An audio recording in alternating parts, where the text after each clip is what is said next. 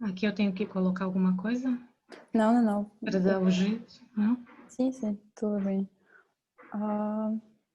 Boa noite, quem está entrando.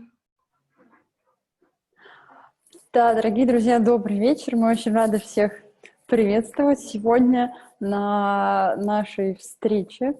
Boa noite a todos. E hoje vamos falar sobre a culinária brasileira. E vamos falar com a Adriana Glebova, a nossa querida Adriana Glebova, do projeto Doces do Brasil. E ela vai contar hoje sobre a culinária da saudade. Adriana, por favor. Olá a todos, boa noite. Que bom vê-las, algumas carinhas aí se mostrando. Mostrem mais para a gente interagir. Eu gosto de interagir. Hoje a gente vai falar um pouquinho da culinária da saudade. Eu não sei se vocês participaram das palestras anteriores. As palestras anteriores nós falamos um pouquinho sobre a chegada dos portugueses no Brasil.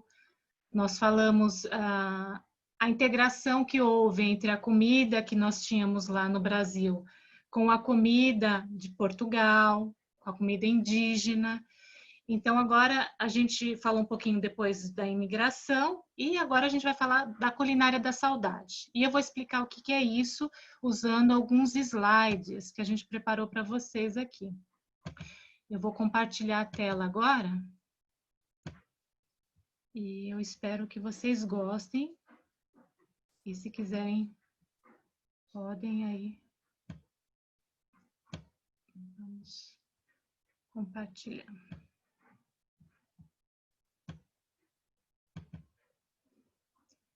Todo mundo vendo o slide? Tudo bem? Então tá bom.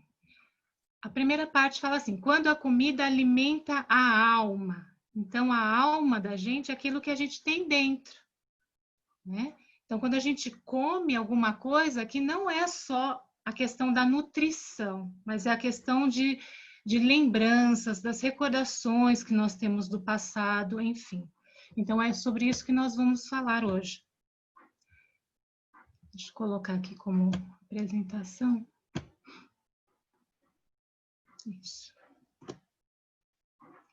Tá, então, a comida, ela, segundo o Maciel, ela não é boa para comer, mas ela também é boa para pensar. Pensar em simbolismo. Então, o que essa comida significa para mim? O que o feijão significa para mim, que sou brasileira, quando eu moro na Rússia, né? O que eu sinto quando eu vejo, depois de muito tempo comendo Gretka, o que eu sinto quando eu pego uma feijoada, né? O que eu me lembro né, do passado, enfim. Então, nós não comemos apenas a comida, os nutrientes, nós comemos os símbolos, as ideias, as imagens e até mesmo os sonhos, né? Que permitem uma vivência.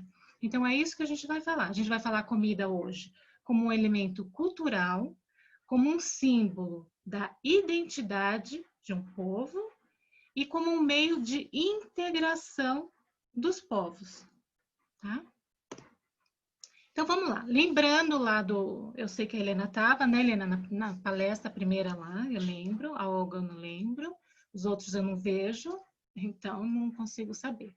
Mas, assim, a primeira palestra, nós falamos das histórias e influências, e nós vimos que a comida brasileira, ela foi influenciada pelos índios, pelos imigrantes, pelo africano, que aí não é só de um país africano, por isso que eu coloquei africano, e pelo português, né? Então, a comida brasileira é uma mistura de tudo isso, que torna muito interessante, né? Aos olhos de muita gente que vai para o Brasil, vai ao Brasil. Eu coloquei aqui comidas tradicionais brasileiras e suas influências. Eu coloquei só um exemplo, só para a gente lembrar da segunda palestra. Comidas que eu gosto, né? Eu coloquei de Portugal, eu coloquei o bacalhau. Da Itália, pizza.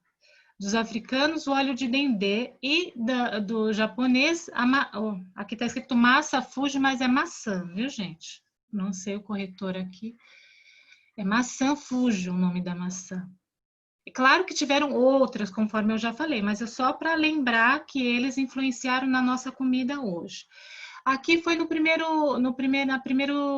primeira palestra lá no centro, que eu mostrei um pouquinho da alimentação do índio, e que quando o português ele chegou ao Brasil, ele se admirou do índio ser tão bonito, né, ter um corpo tão bem feito, e só comer o quê? Comia raiz, mandioca, pescava o peixe, comia ali cru ou na brasa, e caças. Então, o português ele se admirou disso, né? Admirou dessa alimentação do índio. E hoje nós vemos que a tapioca ou a mandioca, né, que dá origem à farinha de mandioca, ela está presente muito, muito, muito na comida, na culinária brasileira. Né? Então vamos aí ao conceito de cultura novamente, e aí que eu gostaria que vocês prestassem bastante atenção nesse ponto, sobre herança cultural. A cultura é todo complexo que inclui conhecimentos, crenças, a arte, a moral, a lei, os costumes e todos os outros hábitos e capacidades adquiridos pelo homem como membro de uma sociedade. Em outras palavras, cultura é tudo. Tudo aquilo que eu tenho como herança, tudo aquilo que eu trago do passado, né? E a herança e a comida, quando a gente come, não só o ato de comer, mas como nós preparamos a comida, como nós combinamos os alimentos. Aí eu vou contar para vocês uma história. Quando eu comecei a namorar com meu marido, que ele é russo, ele achou muito estranho eu comer arroz com batata. Ele falou, não, são duas coisas que não se combinam. E no Brasil, para nós, arroz, batata frita e feijão é a melhor comida do mundo, né? Mas ele achou um absurdo, né? Até hoje, quando eu como, ele acha, né, meio estranho, né? Mas, enfim, isso é uma herança cultural. Meus pais comiam, meus avós deviam comer, enfim, é uma herança cultural. Agora, o que eu acho interessante é o seguinte, que, por exemplo, o arroz. Nós vamos lá no Axam, nós achamos arroz. Arroz tem no Brasil, na Índia, no Japão, todo lugar. Mas por que eu quero fazer o arroz exatamente do jeito que eu aprendi no Brasil? Né? Por que eu como de garfo e faca? Na Índia, eles comem o arroz com a mão. No Japão, eles comem de pauzinhos. E o que é mais interessante é que a gente não para pensar nessa questão. A gente não para pensar. A gente vive o dia a dia, a gente come, nós temos nossos hábitos alimentares, mas nós não paramos para pensar que cada cultura, ela tem esses hábitos e elas carregam esses hábitos para onde quer que ela vá. Então, por exemplo, se eu for ao Japão, eu posso até tentar comer com os pauzinhos, né? Não sei o nome, hashi? Não sei. Eu posso até tentar comer, mas não vai ser a mesma coisa que eu comer com o meu garfo, né? Então, são hábitos, são uma parte da herança. Agora, de onde veio essa comida como um elemento cultural? Aí, eu não sei se vocês têm filhos, mas quem tem filhos sabe. De quando a mãe tenta tirar o neném, desmamar o neném, né? Tirar da amamentação e introduzir novos alimentos para a criança. O que acontece? A criança põe para fora. Por quê?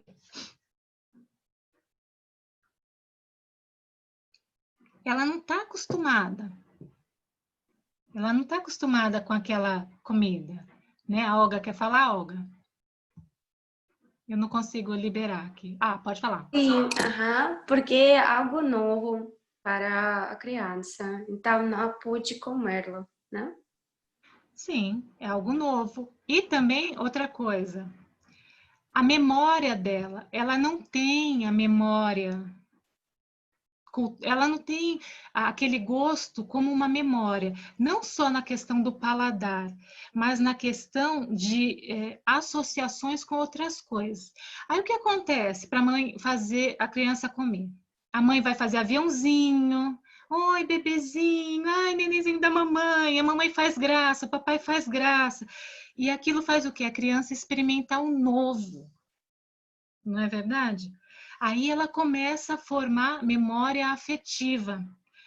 Agora, o que acontece quando a criança come caixa todo dia de manhã? Ela não gosta, porque ela tem o gosto, aquele gosto, ela não gosta. Ela já experimentou e ela viu que não é para ela aquele.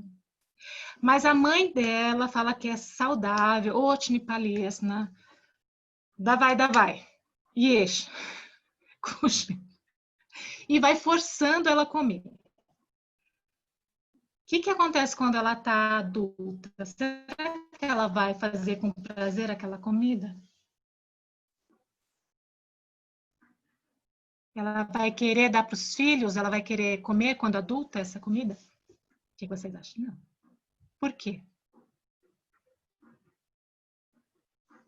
Foi uma coisa forçada, né? Ela teve uma má experiência. Essa má experiência que ela teve com essa comida, ela não vai querer repetir.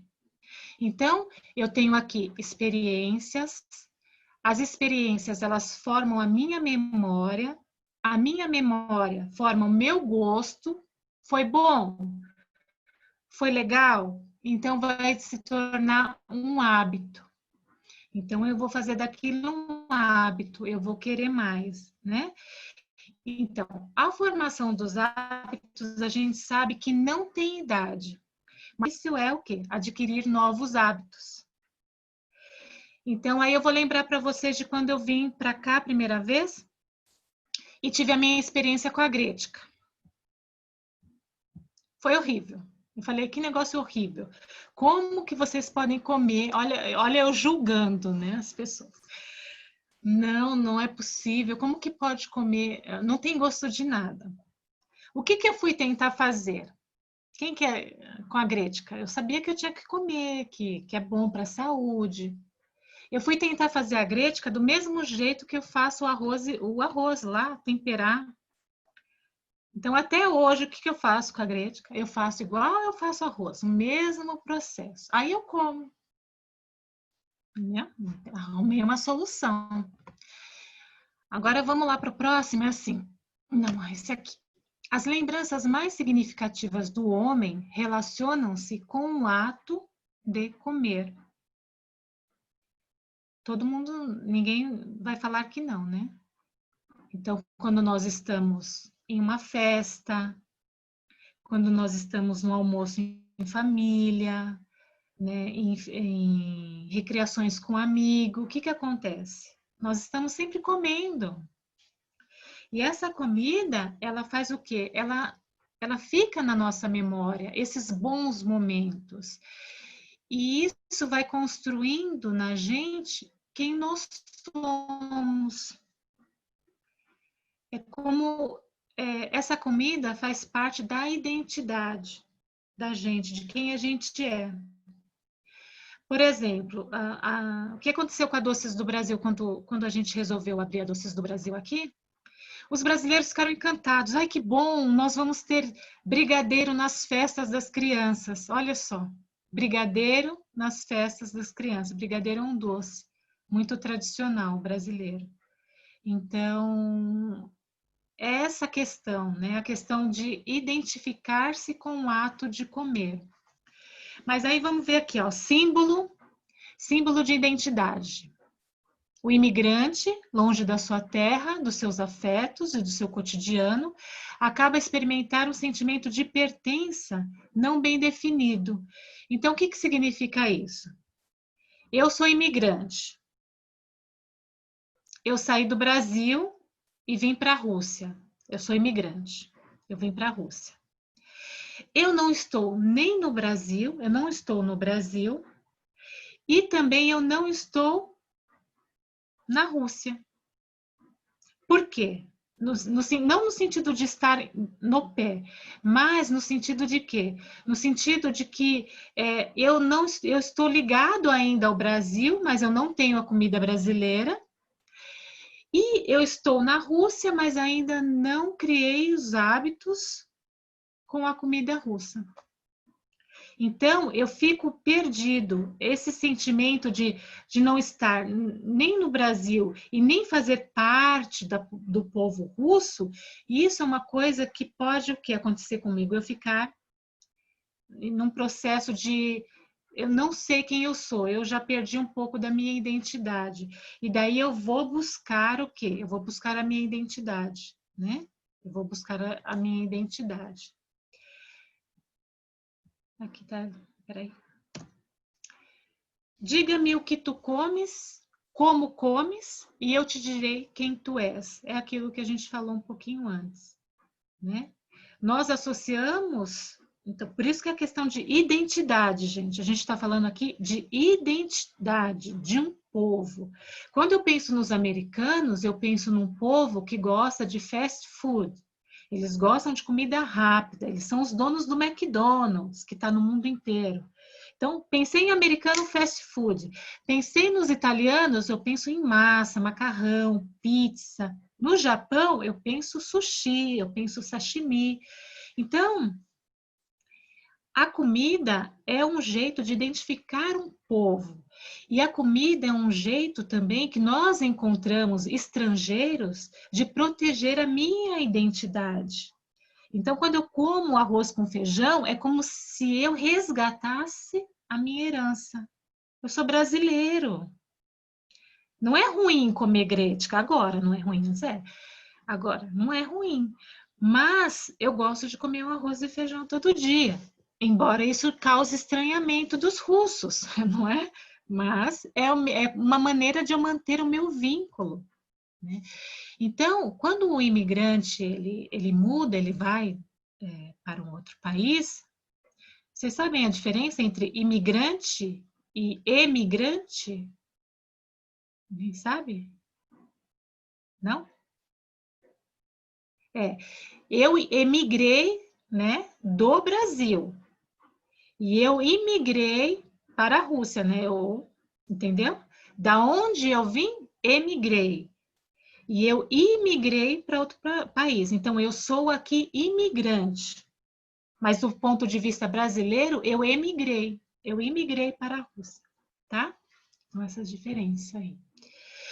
Então, tá. Então, os imigrantes, eles levam consigo memórias, hábitos culturais, alimentos e práticas gastronômicas.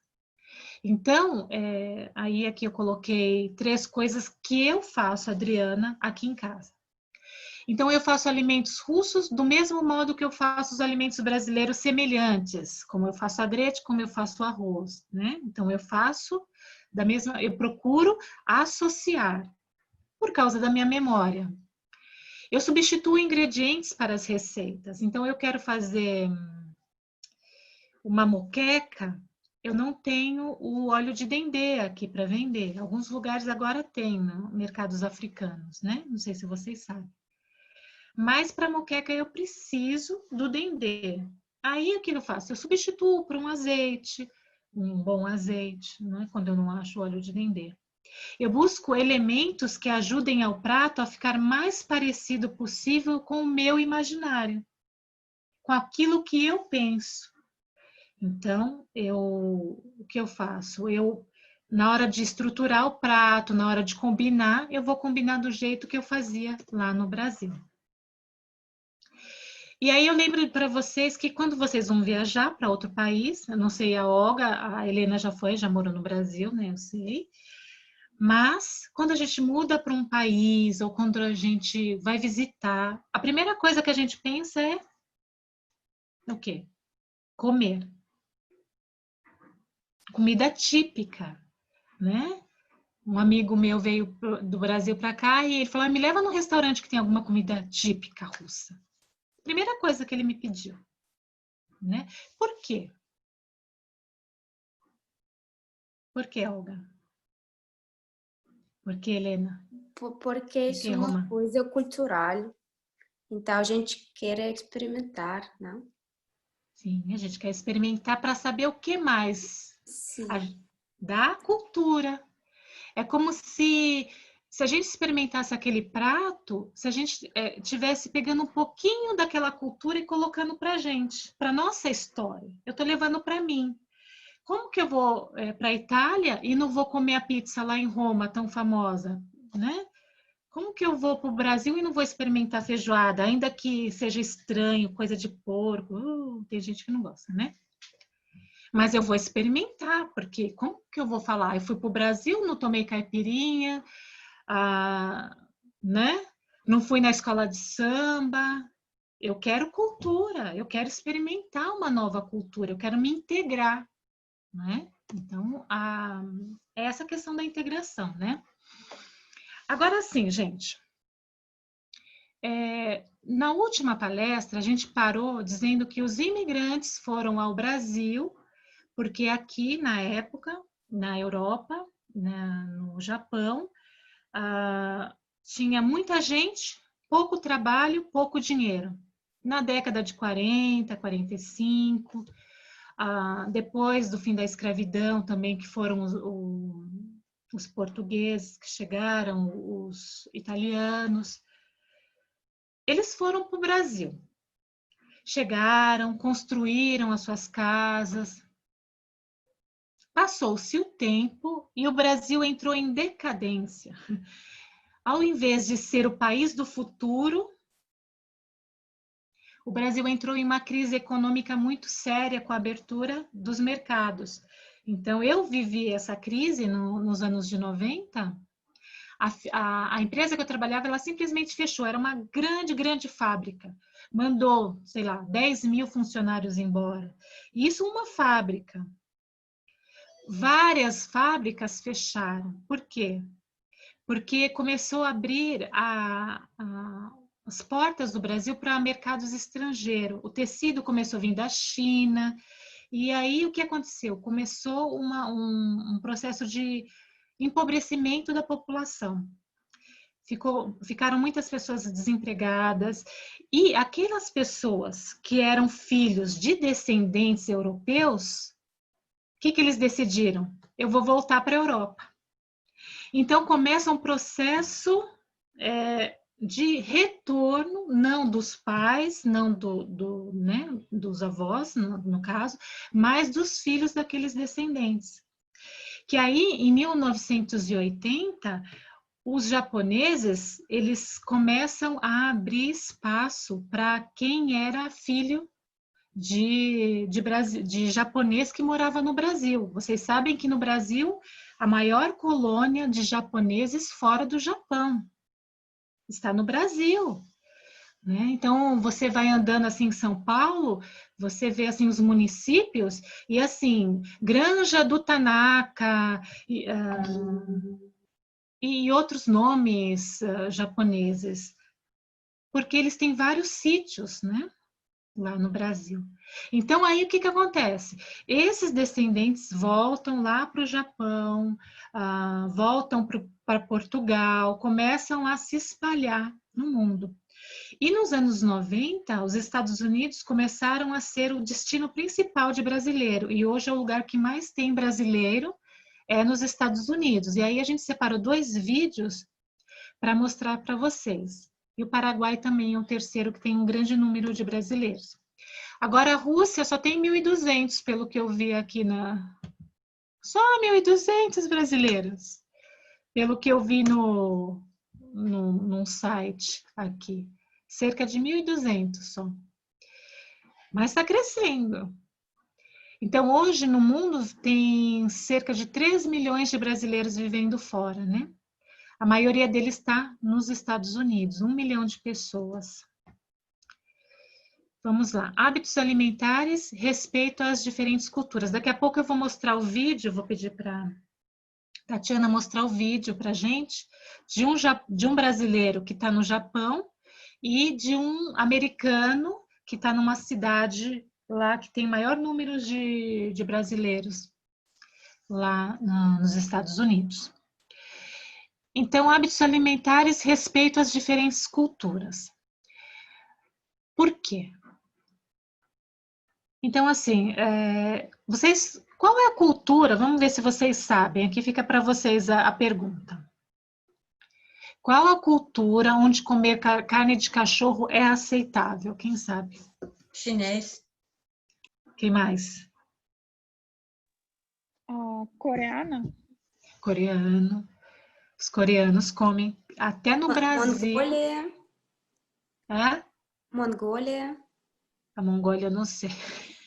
Mas eu certeza sim. que coreano eles comem.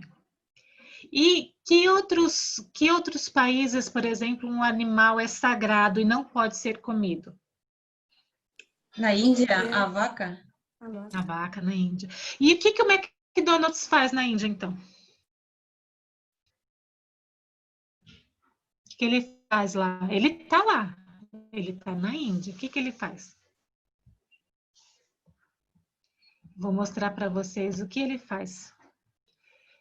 Ele respeita a cultura. Espera aí que eu vou mostrar para vocês o menu do McDonald's. Vocês já tiveram curiosidade de ver? O menu do McDonald's. Da Índia, gente. Deixa eu... Zoom, aparece você, Zoom. Peraí que eu tô...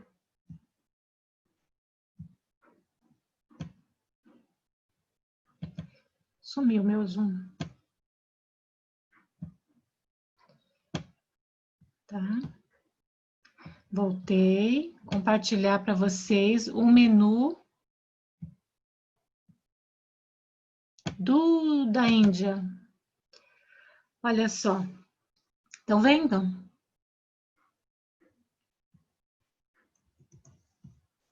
Se vocês olharem aqui, depois vocês podem olhar, McDonald's Índia.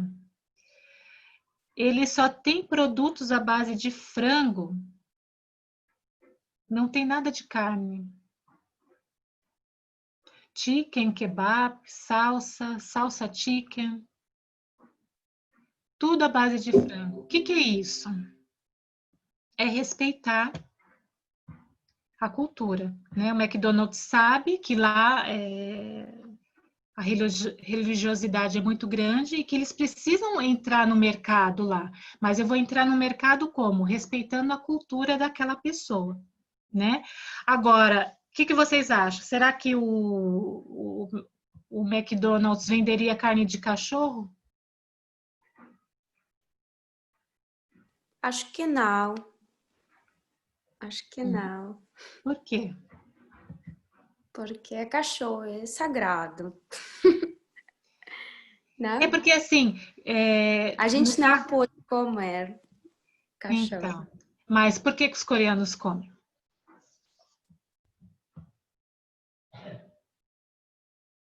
Né?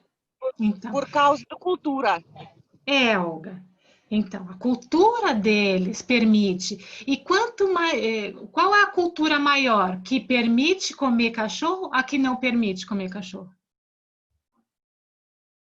Que não permite. Que não permite. Então, mesmo dentro da Coreia, existe, não é uma coisa unânime, não é uma coisa que é aceito 100% dos coreanos. Eles permitem.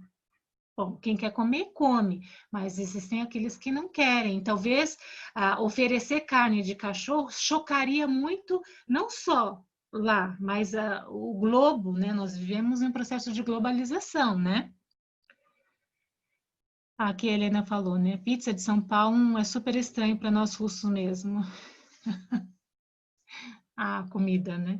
Eu não vejo. Às vezes eu vejo vocês e não vejo o chat. Tá, vamos voltar lá para nossos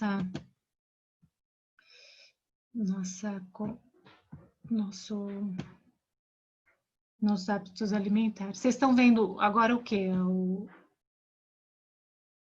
O slide, né? Sim, sim. Tá. Então, vamos... Ai, mas... Vamos lá, vamos lá. A integração com a nova cultura, já falamos. Então, outra última coisa que eu gostaria de falar sobre hábitos alimentares é que o tempo e o espaço também alteram os hábitos. Isso significa que uma coisa que é aceita hoje pode não ser aceita daqui 100 anos. Podem passar as gerações. Por exemplo, nós vemos o crescimento do movimento vegano. As pessoas não estão mais aceitando muita coisa de animais, né? Tá crescendo muito o número de pessoas veganas. Pode ser que daqui 100 anos, 200 anos, a gente não sabe. Mas pode ser que ser vegano vai ser a regra, não vai ser mais a exceção, não é? Então, pode ser. Agora, entramos no comércio da saudade. E antes do comércio da saudade, como eu já falei, o Japão é o país que tem mais... que tem bastante brasileiros vivendo lá. E eu vou pedir para a Tatiana passar um vídeo de um japonês e vocês vão entender um pouco da saudade da vida do japonês. É bem curtinho o vídeo, eu espero que vocês entendam aí o vídeo. Dá para passar, Tatiana? Sim, um pouco, sim. Eu estou fazendo isto. E pode, por favor, parar? Parei. Sim, Parei. porque não posso. Gente, é vídeo do YouTube, tá?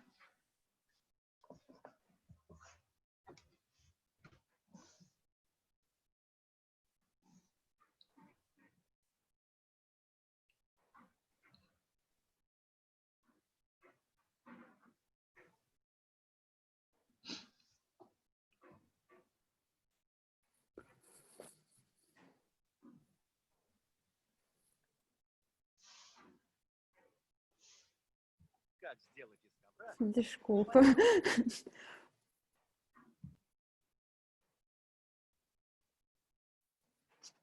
Alô YouTube, alô Crazy Japan TV.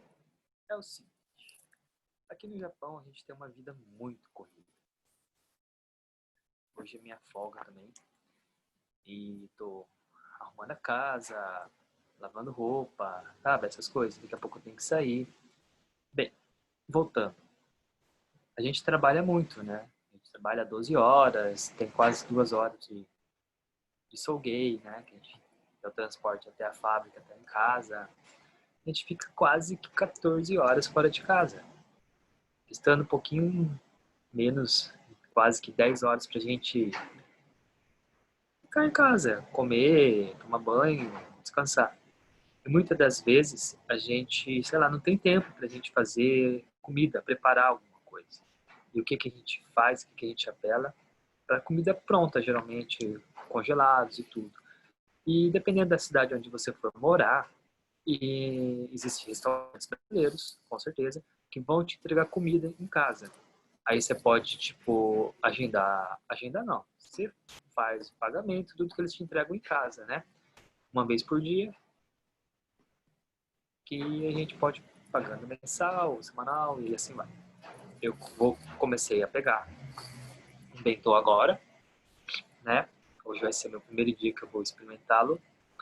A gente já conhece, a gente já comeu no restaurante deles e tudo mais, mas para entregar em casa vai ser a primeira vez. Vamos ver? Aí geralmente como que eles fazem?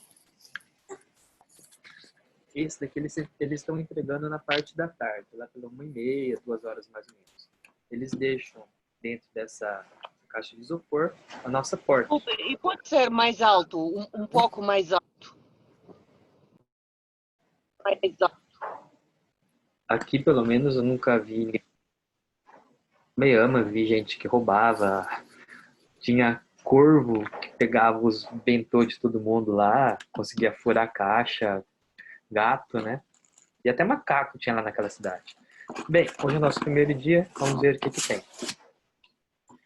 Ele vem desse jeito, ó. Ele coloca água, né? Gelo para conservar.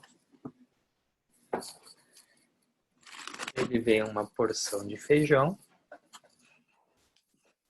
E aqui está o nosso bentô. Vamos ver? tá? Porção de salada, ó, bem grande, hein? Alface, tomate, pepino. E aqui dentro está o nossa comida. Vamos ver aqui o que é hoje. Está.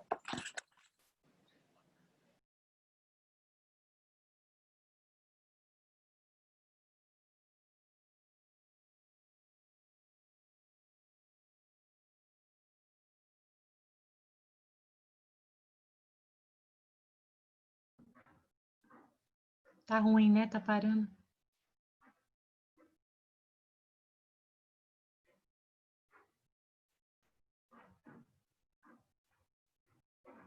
Tá, então aí ele tá falando que ele é carne, tá? Arroz e feijão. Feijão. Vocês reparam que ele fala, né? Que ele... Pode parar o vídeo, tá, Tati? Tatiana, pode parar. Vocês repararam? Ele trabalha 12 horas, ele não tem tempo de cozinhar. E o que ele faz? Ele pede comida brasileira. Gente, ele está no Japão. A comida japonesa é a mais saudável que existe, que eu conheço, né? Que eu saiba. E ele pede arroz, feijão, salada e carne. Todos os dias, ele falou, pelo jeito que vai começar a pedir essa comida. Então, o que é isso?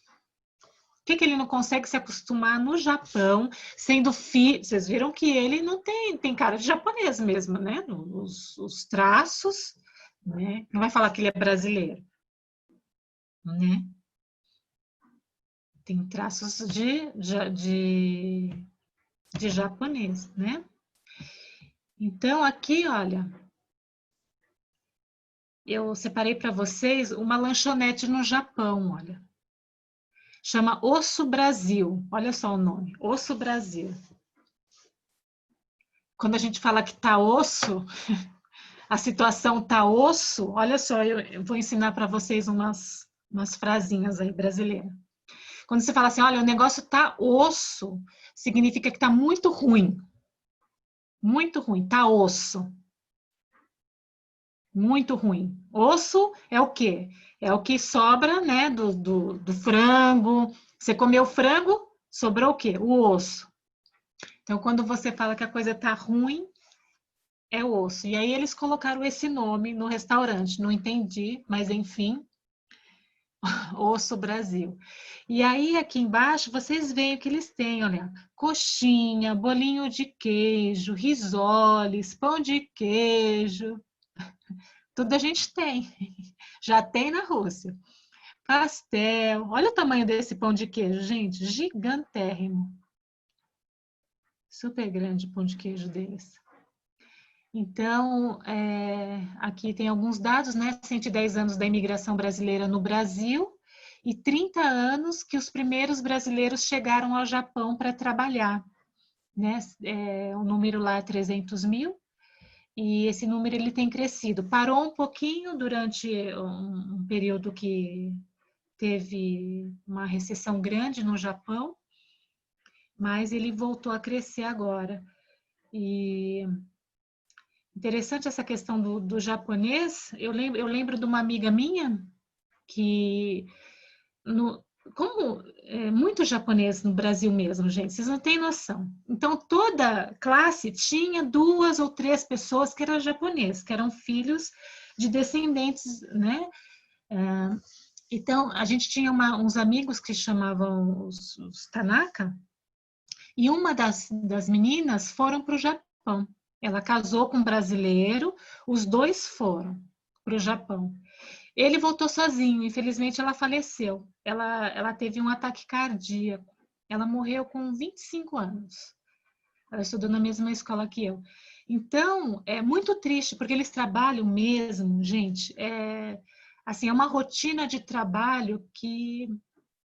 Esses dias eu li não sei onde que um país desses, a pessoa vai presa, não sei se é a Coreia, que a pessoa para não ter que trabalhar, de tanto que eles trabalham. Então, assim, E ela, coitada da minha amiga, ela foi para lá e não voltou. Aqui é um outro restaurante japonês, ó, supermercado. Então, se vocês procurarem na internet, tem muita coisa, muito mercado. E esse é o mercado que eu falei, mercado chamado Mercado da Saudade. Tá? Isso é o que eu chamo de mercado. Se vocês pesquisarem na internet, quanto movimenta o mercado da saudade no mundo, é muito dinheiro. Porque imagina que nos Estados Unidos tem 1 milhão de brasileiros que precisam de coxinha, que precisam de tapioca, que precisam desesperadamente de pão de queijo. Entende? Isso é um mercado muito grande, de alimentação, né? Então aqui, ó, a gente vê aqui em japonês, né? Churrasco, né? Eles têm toda a alimentação que a gente tem no Brasil. E aqui nos Estados Unidos, olha. Nos Estados Unidos tem uma rua chamada Little Brasil, que tem muitos mercadinhos, eles têm Brazilian Day, eles têm vários restaurantes, ó, Ipanema Restaurante, cozinha brasileira, né? Então, também é um mercado que cresce a cada ano. Esse mercado de comida étnica, né? Ele cresce muito. Aqui na Rússia, eu vi já mercados africanos, coreanos. Então, existe uma demanda muito grande. Você vai no supermercado comum, no Auchan, e você vê prateleiras com comidas que são de outros países, né? Por quê? Porque tem muito estrangeiro, muito estudante. Então, esse é um mercado que cresce, é o mercado da saudade. As pessoas, elas vão para o seu país, né? Elas vêm para a Rússia, mas elas ficam muito felizes quando encontram no mercado alguma coisa que elas estão acostumadas a comer no seu próprio país. Isso é interessante, né? Fica até um pouco, né? Eu estou morando em um país, mas ao mesmo tempo eu não me desvinculo da minha herança, eu não consigo desvincular. Né? É uma herança mesmo cultural. Bom, eu queria o outro vídeo. Será que a gente consegue o outro vídeo, Tatiana? Só um pouquinho, só para ver como nos Estados Unidos, ele é um americano, pelo jeito, ou é filho de brasileiro, porque ele tem um sotaque aí gringo, como a gente fala, né, no Brasil. Ele é um pouco gringo, mas ele fala muito bem português. E ele está numa cidade que tem o maior número de brasileiros dos Estados Unidos. Se vocês quiserem, depois eu vou mandar os slides para vocês verem com calma, e daí vocês podem acessar os vídeos que eu coloquei, daí com mais calma. Dá para passar, Tatiana? Eu vou tirar aqui a demonstração. Aí. Eu acho que...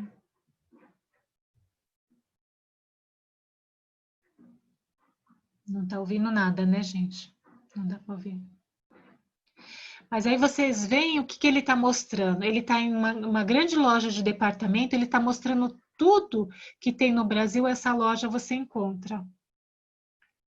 Doces, chocolates.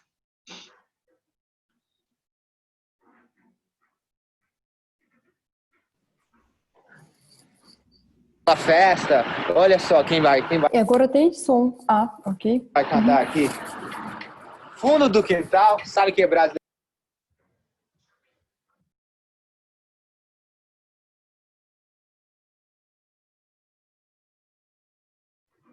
Agora parou o som.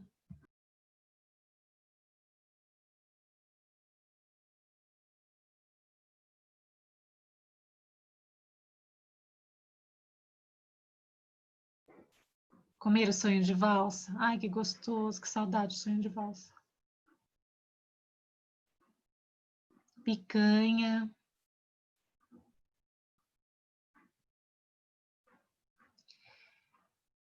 Bom, gente, só ó, lá, a farofa, farofinha, ele tá mostrando. Biscoito de polvilho. Ó, Pão Brasil.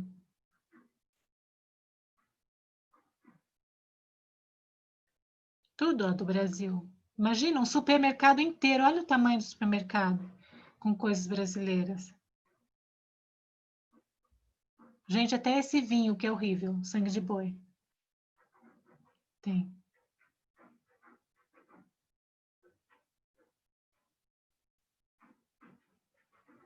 Tem uma hora que ele mostra a tapioca aí. Acho que ele já mostrou. Não, tá bom. Pode ir. Então, Itaipava, marcas de cerveja brasileira, tudo. Muito. Olha lá, tapioca.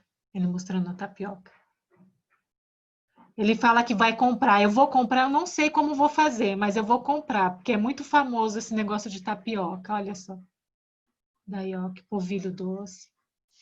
Tá bom, Tatiana, pode parar, que é só para a gente ter uma ideia do que tá terminando, tá, gente? Finalizando.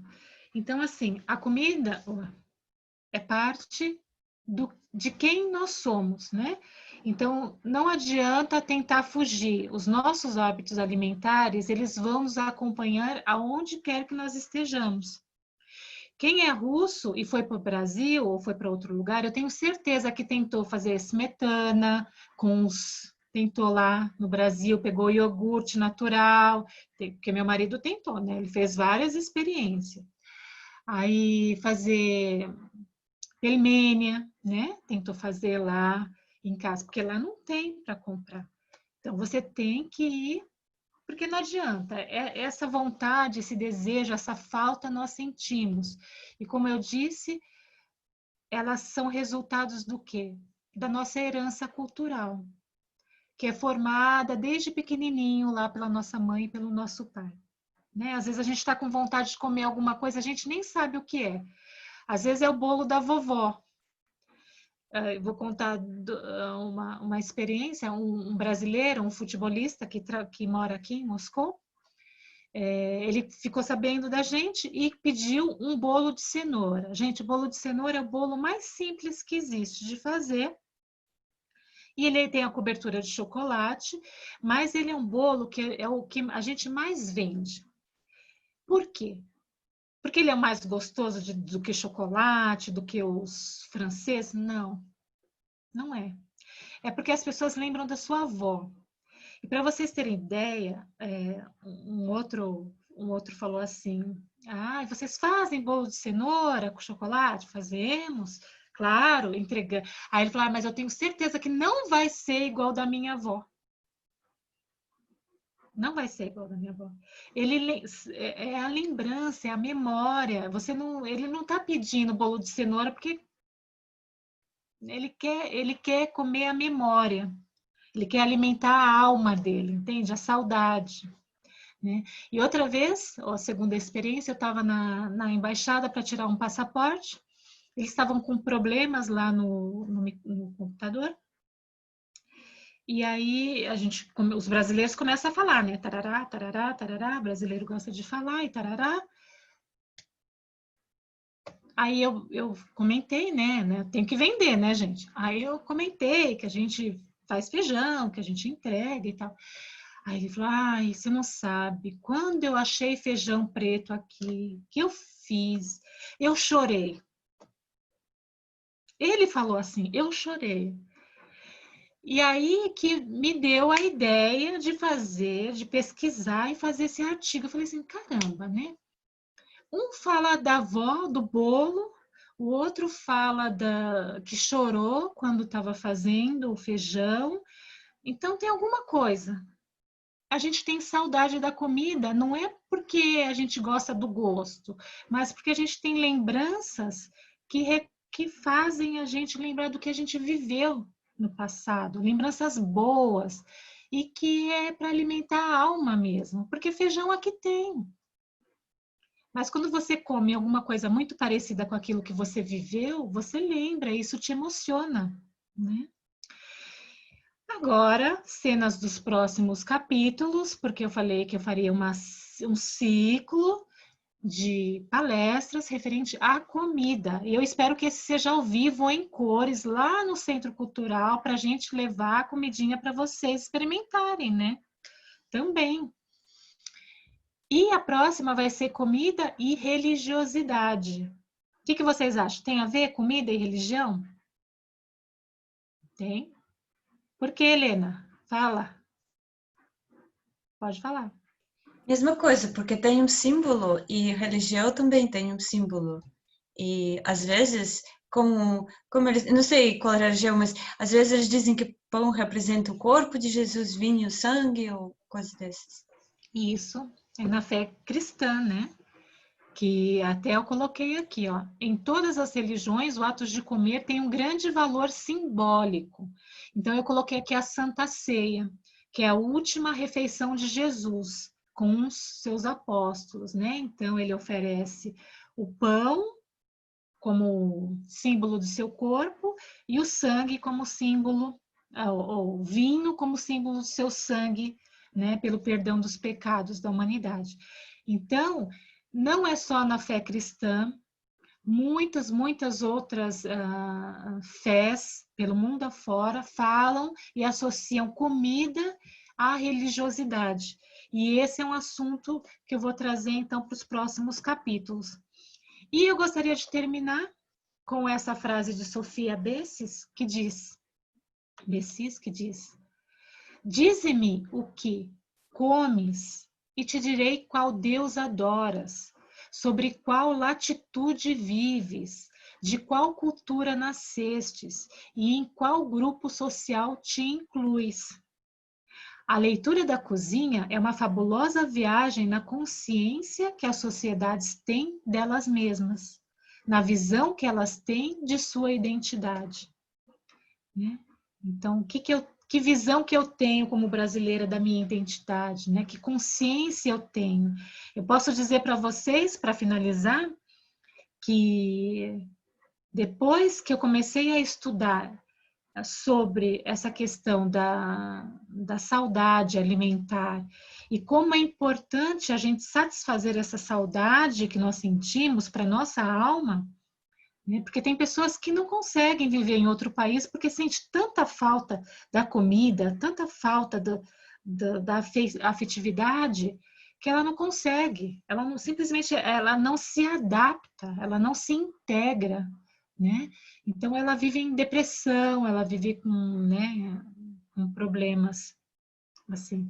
Então eu comecei a ter uma consciência maior da importância da comida e como é bom, né, comer com os amigos, né, passar tempo junto. Então é o que eu queria deixar para vocês, né, essa questão aí. Vamos comer, bebamos e comamos, né? E que beber e comer também é uma coisa divina, né? Por isso que eu vou falar de divindade, de religiosidade, de comida na próxima aventura. Nossa. Alguma pergunta? Esse foi bem rápido, né? Eu só queria falar alguma coisa, porque isso não sei, é muito parecido comigo sobre lembranças e comida, porque eu lembro de uma situação quando eu e um amigo meu fomos entregar alguma coisa na casa de uma outra amiga e ela fez quiabo na verdade, para jantar com o namorado dela, só que a gente acabou comendo esse quiabo. Eu não sei porque essa memória é tão querida, mas é muito querida, talvez por causa desses amigos, e porque foi surpresa, foi assim, e meio também um pouco, não sei, uma situação que não foi feito para nós, mas a gente acabou comer, e dessa época, quiabo é algo que eu sempre fazia por causa dessa situação. E aqui nem acho quiabo, nem tipo nada parecido. Tem quiabo no mercado africano. Eu vou passar para você o mercado africano, eles têm quiabo. Eles têm mandioca, é um pouquinho caro, né? Mas eles têm sim. Você encontra quiabo. Todo mundo sabe o que é quiabo? Quem sabe mais o que é quiabo? Pode falar, gente. Eu não gostava de quiabo. Não sei o que é. Quiabo é um legume, ele solta uma oleosidade, sabe quando você faz? Eu não gostava, eu achava horrível aquele negócio. Tem que saber, para ele não babar, tem que saber, tem um jeito. Essa amiga ensinou o jeito. Tem que tirar a baba para depois fazer o quiabo. Mas procura aí na internet, quiabo. Ele tem umas sementinhas brancas dentro. Não é todo mundo que come, não, no Brasil. Mas eu me acostumei também a comer. Porque eu conheci uma pessoa também que fazia com, sabe com o quê? Com carne moída, farche. Fazia o quiabo junto com a carne moída, uma delícia ficava. Aí eu gostei também. Quem mais tem experiência aí como a Helena para contar de comida? Pode ser russa. Quem já vivenciou alguma coisa de saudade? Sim, quando eu morava na América Latina, sempre comia borscht, pelmeni, borscht, às vezes bebia vodka, mas agora que moro aqui na Rússia, não como borscht, não bebo vodka, não, mas há muitos anos atrás, sim, sempre borscht, tive saudade, sim, da Então, comida. você não acha que tem esse sentido de manter o vínculo da onde Sim, você é? sim. Tem essa questão, eu preciso manter o vínculo. Ali, a Elina disse, pode ser quiabo em russo, bamia. Bamia que fala? Okra? Okra, gente, eu não sei. No idea. Vocês sabem? Helena, sabe? Bamia? É okra, talvez, é okra, mas não é com... Não é como o quiabo?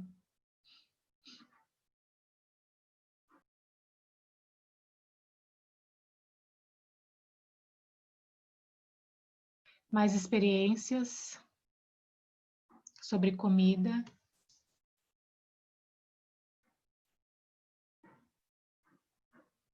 Google diz, a Ana disse aqui, Google diz abelimos. Abelimos? É assim que lê? Abelimos?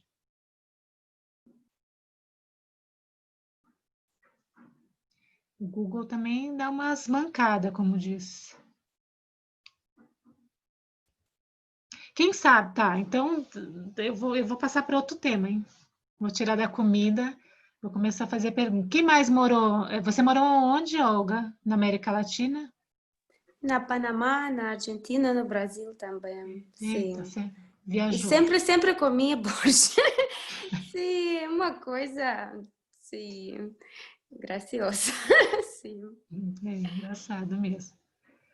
Quem mais? O que quer dizer, então, eu vou mudar de assunto. Jogar a toalha. Quem sabe o que quer dizer jogar a toalha? Vamos brincar.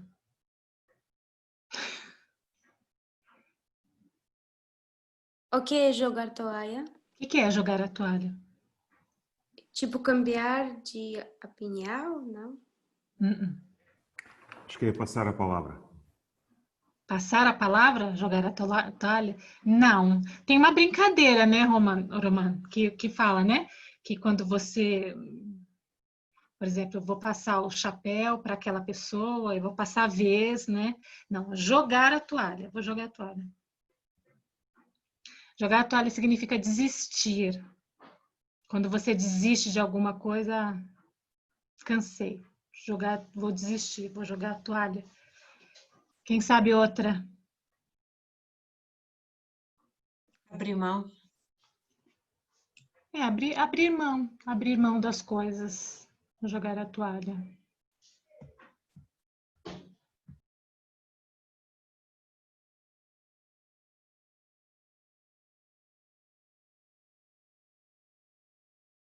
Quem mais tem alguma experiência para contar?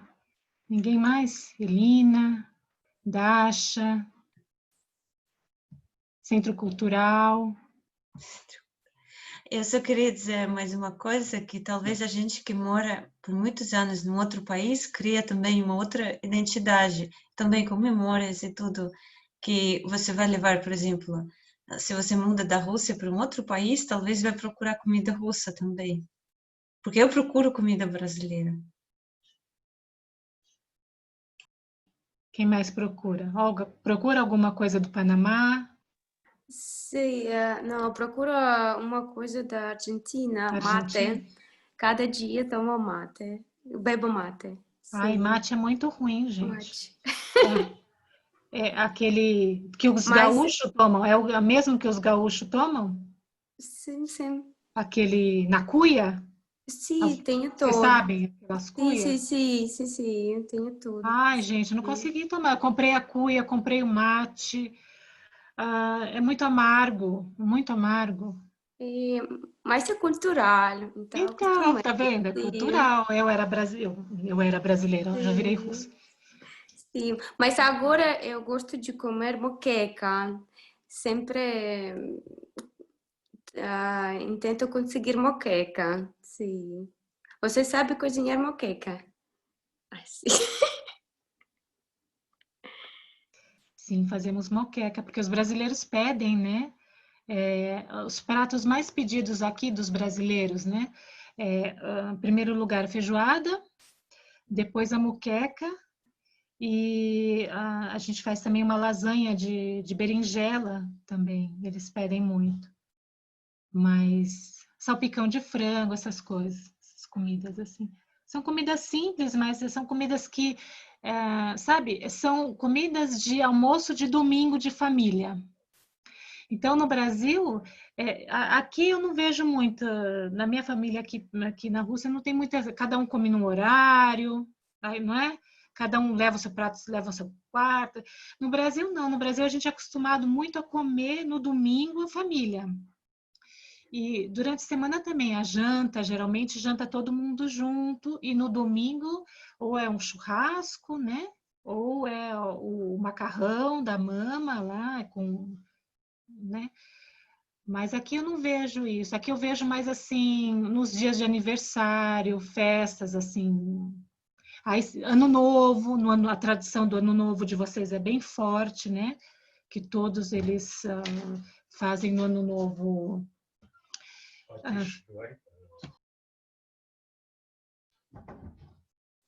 Vocês ouviram, né? Desculpa. Então, e no ano novo aqui faz, né? A festa, aí coloca na mesa. Agora, no Brasil, a gente tem essa tradição também da festa, mas não tem a tradição dos filmes de vocês, né? Não tem os filmes que ficam a noite, a madrugada inteira, o mesmo filme passando, enfim. Mas eu já me acostumei. Eu gosto. Eu gosto de estar aqui. Alguma pergunta, meninas? Mas pode perguntar. Temos um tempinho aí, né, Tatiana? Tatiana vai falar ainda no final. Sim, temos tempo, podemos falar alguma dúvida, pergunta. Perguntar. Tem o outro, para quem não viu. Eita, o que está acontecendo? Desculpem, mensagens. Então, para quem não. Qual o prato mais estranho? Vai, eu vou fazer perguntas, então. Para quem é. Qual a comida mais estranha brasileira? Eu falei que a grética para mim era mais estranha. E para vocês? Qual a comida Feijoada. Quem falou? Eu. Não, eu pensei, acho que é a mesma experiência. Quando eu vi feijoada pela primeira vez, eu pensei, tudo bom, é muito saudável, feijão, arroz, tudo que a gente tem que comer. Mas é estranho, nossa, ainda cor estranha. Mas não é nada saudável feijoada, assim, não. Muita gordura, né?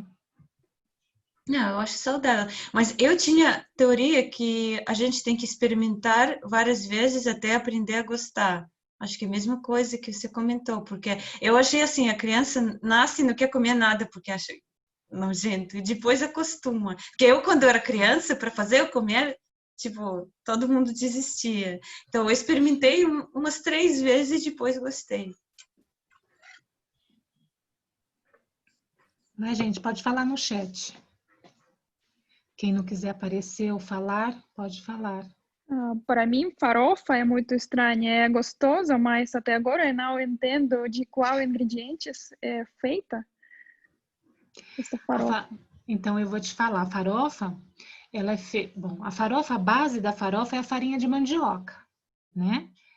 Então, aqui a gente usa uma outra, como aqui não tem muita farinha de mandioca, a gente usa aquela semolina, como chama em russo? Esqueci, semolina. Ai, meu Deus. Manca? Manca, isso. essa é a base. Então, como que você faz uma farofa?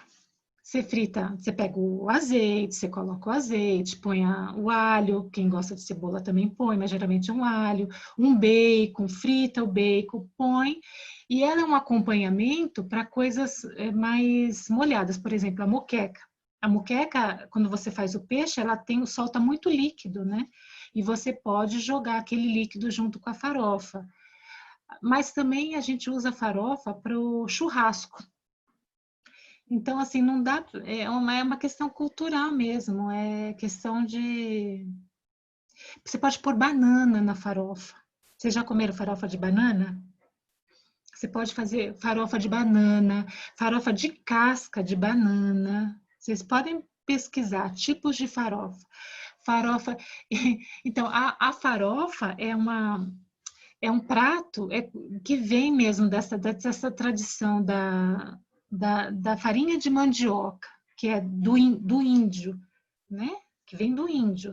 Eles comiam com a mão, faziam bolinha. Eu lembro que a minha avó, ela fazia bolinha com a farinha de mandioca e com feijão. Minha avó comia com a mão. Minha avó era filha de índios, da mãe da minha mãe. E eu lembro dela, eu era muito pequena, mas eu lembro que ela pegava o feijão, ela fazia bolinhas com a mão, juntava a farinha e comia aquelas bolinhas. Então, eu acho que é tradição, mas aí o pessoal foi mudando, né? Agora é uma farofa gourmet, com outras coisinhas a mais, tal, mas não tem muita explicação mesmo, não é cultural mesmo. Ou como se chama o prato com as orelhas de carne de porco, mas com... É feijoada. A feijoada com... É dobradinha. Tem dobradinha também, né? Dobradinha sim, com rabo. É um prato muito estranho, não? É o prato mais estranho. Eu não gosto. Dobradinha eu não gosto. A dobradinha é com não é com a orelha. A dobradinha é feita com os órgãos internos do animal. Sim. Tem buchada, essas coisas são muito do Nordeste, sabe, gente? Minha família é do Nordeste, mas assim, eu nasci em São Paulo, então eu já passei dessa fase, sabe? De buchada, rabada, coisa que é feita com rabo do animal. Tudo se aproveita no animal, né? Menos na Índia, mas no Brasil se aproveita tudo do animal. Ai, que horror. Mas eu não como, não. Buchada, do bucho do animal, não. Só de pensar me enjoa. Mas dizem, quem come, que é muito gostoso. Não, rabada é ótima. Antigamente o rabo você podia comprar, tipo, era carne mais barata, agora já aumentou, tipo, R$30 por quilo, porque todo mundo tá atrás. Tá vendo? Que horror. O pessoal começa a pedir, aí todo mundo começa a querer, né? Ai. Que mais? Buchada, rabada e doces mais gostosos. O que vocês acham? Mousse de maracujá, torta de limão. Agora, eu aprendi uma coisa com mousse de maracujá. Vou partilhar com vocês. Vocês sabem que a casca, você pode usar a casca do maracujá? Como? Você cozinha a casca e você faz um doce com aquela casca. O finalzinho ele fica meio amargo, mas esses dias a gente fez o mousse. Então, a gente fez 3 etapas. O mousse em cima, bem docinho, e embaixo, esse amargo, e colocamos as sementes em cima azeda. Então, no mousse ficou 3 sabores. Ficou um amarguinho da casca, toda usada, gente. Você usa. Ela tira a pele, quando você vai cozinhar, ela tira aquela pele e aquela parte branca, grossa, sabe? Do maracujá. Como o maracujá, que é o olho da cara, vocês sabem o que quer dizer o olho da cara? O que quer dizer o olho da cara, Helena? Gente, pode falar, Ilma. Precioso. É? Precioso? O olho da cara significa que é muito caro. Muito. É um absurdo de caro. É o olho da cara. Aqui falar, Helena, eu já fiz a farofa com linguiça calabresa, cebola e azeitona. Sim. A farofa é uma farofa. Acho que é por isso que chama farofa, uma farofada. Você põe o que você quiser. Se você quiser colocar ovo, você coloca. Tem gente que gosta dela mais úmida. Tem gente que gosta dela mais seca. Vai do gosto da pessoa. Agora, o que eu também não entendo, a gente falando de farofa, é porque farofa com cor. Gente, alguém tá...